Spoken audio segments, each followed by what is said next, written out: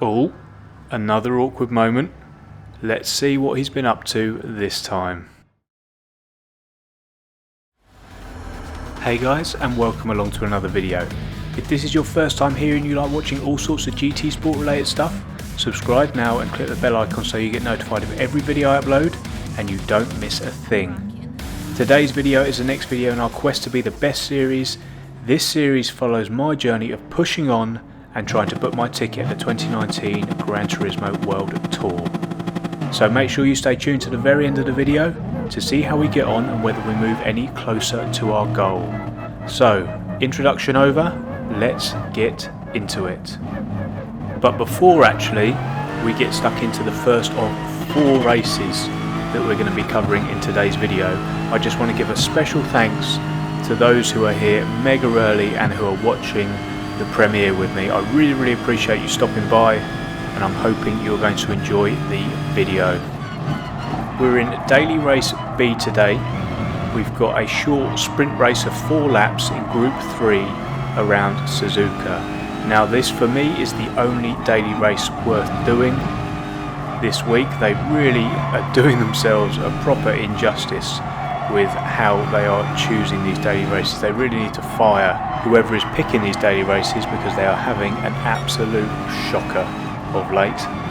And speaking of shockers, we've had an absolute nightmare over the past couple of weeks where just luck hasn't really been on our side. I haven't been performing as best I could, so we're back here in the daily races trying to get rid of all that bad luck and trying to improve my performance so that we can get that driver rating back up and giving us a chance to get back into those top rated lobbies where the best points are and where we can really be in with a shout of challenging for the top positions in the region. But I'm not going to lie, we're going through probably one of the roughest patches that I've had in Gran Turismo, so I'm hoping we're going to get rid of all of this and things are going to start looking up.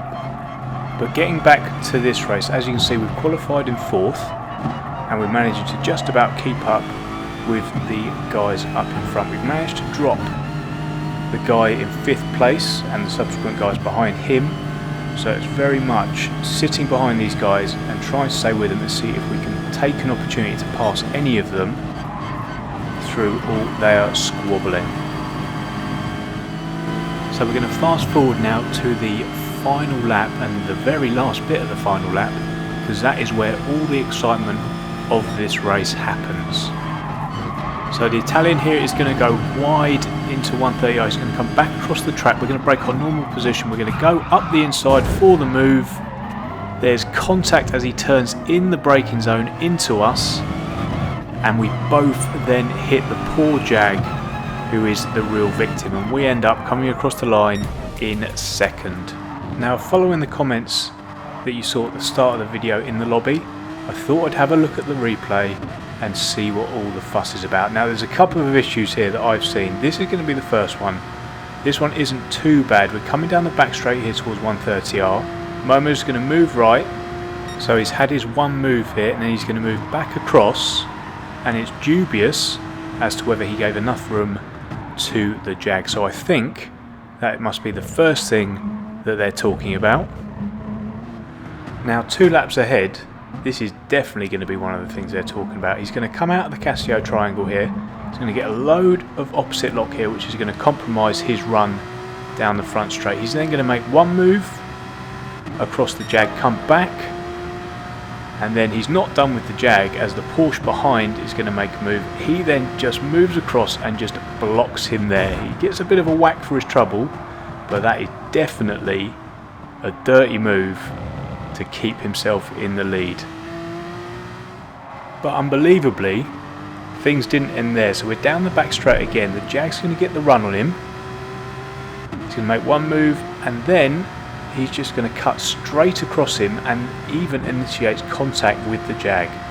So just straight up blocking there. There's nothing the guy could do, and because of those 3 I consider pretty damn dirty moves, he manages to keep himself, as the chaos goes on behind, in the lead of that race. But let me know in the comment section down below what you think of those 3 moves, because for me, he's still the dirtiest and saltiest player I've come across in GT Sport. Anyway, enough of momos for now. Let's move on to race number 2. So we're still in the Lexus at this point. We're in a new lobby and we've qualified in 5th in this lobby. The lobby was a little bit harder. We got positive driver rating points from the last time out, so I'm not surprised that we're in a slightly stronger lobby. But we've got a Beetle up in front here, a Brit, and he's just going to be pretty slow through here, to be honest. He's going to get on the power too early, almost end up in the gravel, and we're going to manage to go around the outside of him towards the end here of sector 1. So we're up to 4th. We've got 3 quick guys up in front. So if we can hold on to this 4th place, then we'll get some more positive driver rating points, and I will consider it a success. As you can see in the background there, the Beetle was just pushing too hard. Goes straight on here at the first Degner, and then rage quits. So not a great endorsement there for us Brits, with a bit of rage quit in there.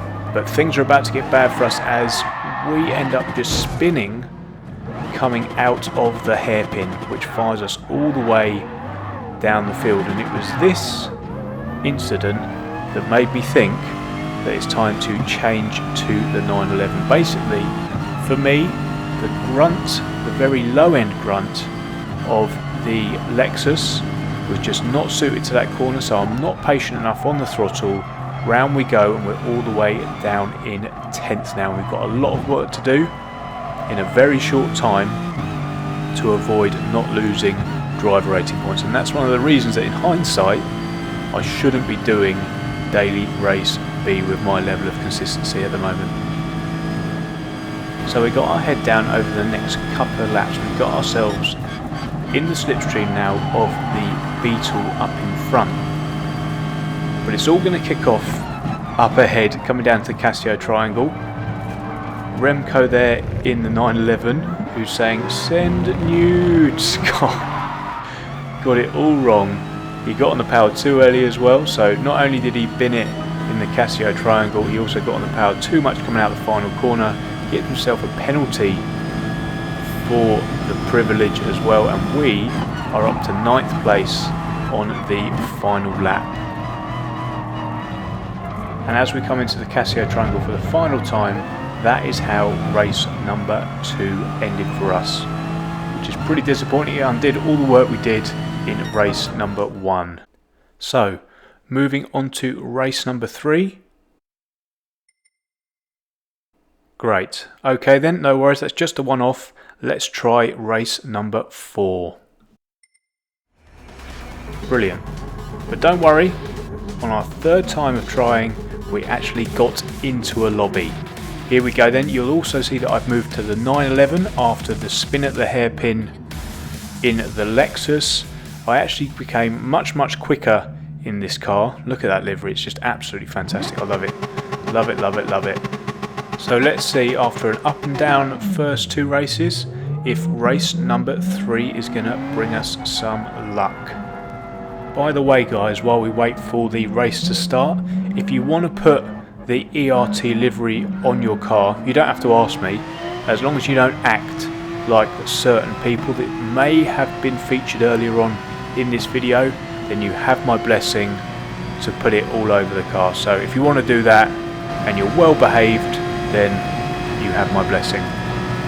So after the rolling start, we kind of find ourselves on our own. We're a second away from the guys in front and a second away from the guys behind.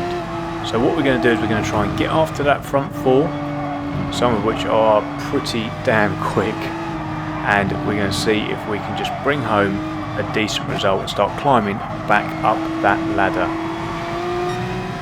So we haven't actually been able to keep up with the guys in front. Check out the Brit there in the Porsche, who's going to go wide at 130R.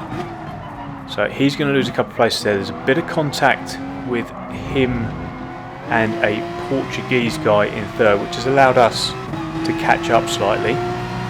He's looking a bit ragged up in front, and keep an eye on him because he's going to make a mistake down into the first corner, which we will be able to capitalise on. So he's going to come in here to the first one, or you can call them two curbs.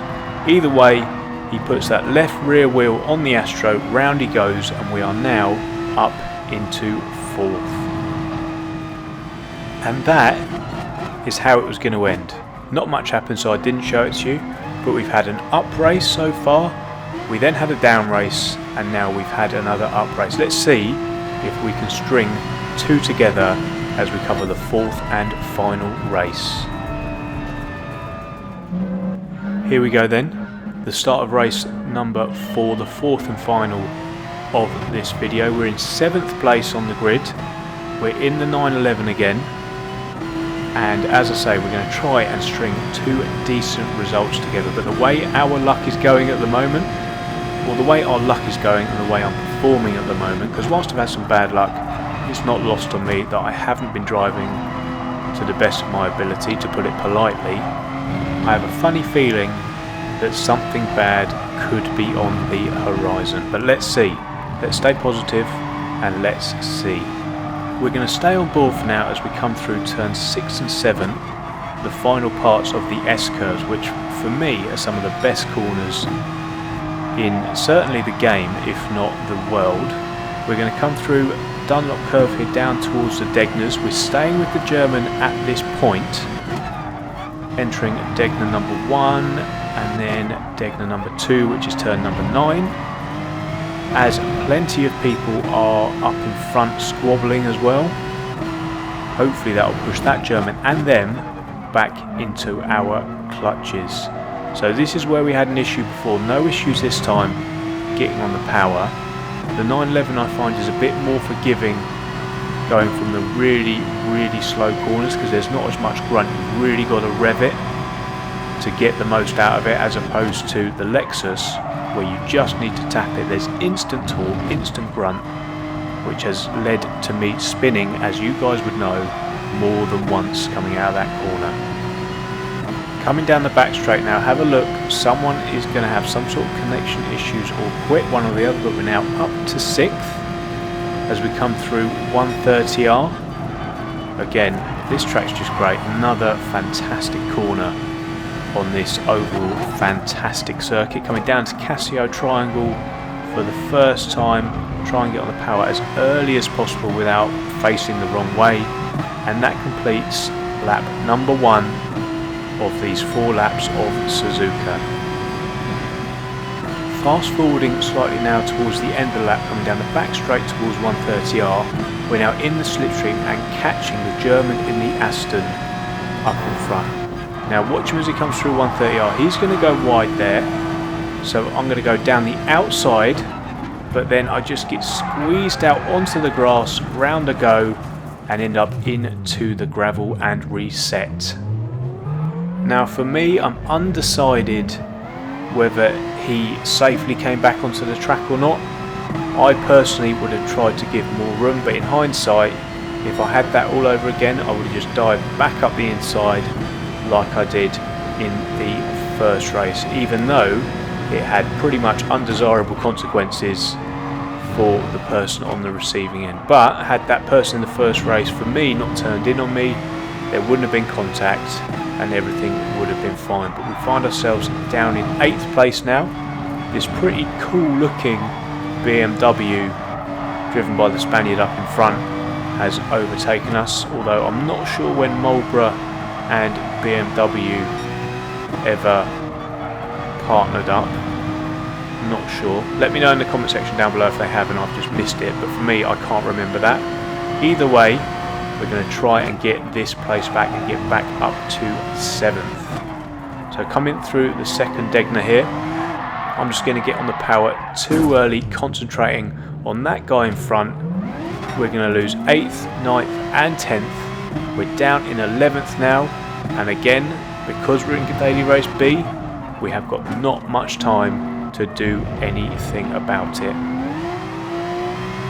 So these 4 races and this video has had pretty much everything.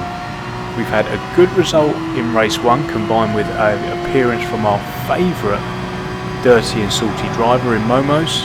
In race number 2 things were going really well until we had a spin coming out of the hairpin. which led to a change in car for race number 3, in which we jumped in the 911. After 2 disconnects, we finally made it to race number 3 and brought home a decent 4th place. And then moving on to this race, things were looking okay until we had a massive incident coming down here into the Casio Triangle. But all in all, guys, I've had a pretty good time. Whilst our driver rating probably hasn't done too well, I enjoyed it and I hope you enjoyed it too. So a further 300 points comes off our driver rating total, but I'm remaining positive as this cannot last forever. But for now, guys, that's the end of the video. I hope you enjoyed it. If you did, please hit that like button and make sure you're subscribed to the channel if you haven't already. Thanks so much for watching, guys, and I will see you in the next one.